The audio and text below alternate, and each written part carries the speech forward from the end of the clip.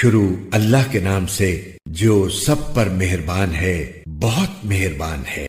وہ رحمان ہی ہے جس نے قرآن کی تعلیم دی، اسی نے انسان کو پیدا کیا، اسی نے اس کو بات واضح کرنا سکھایا۔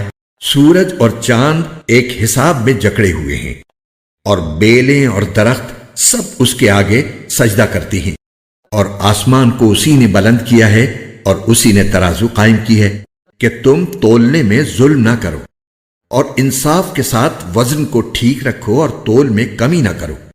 اور زمین کو اسی نے ساری مخلوقات کے لیے بنایا ہے، اسی میں میوے اور کھجور کے گابھوں والے درخت بھی ہیں، اور بھوسے والا غلہ اور خوشبودار پھول بھی۔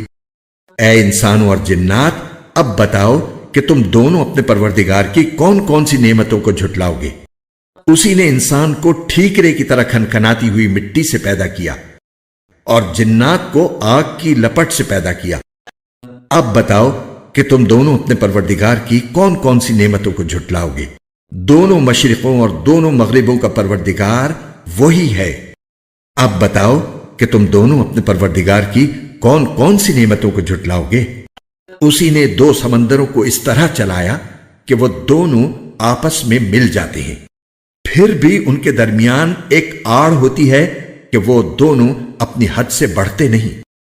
اب بتاؤ کہ تم دونوں اپنے پروردگار کی کون کون سی نعمتوں کو جھٹلاؤ گے؟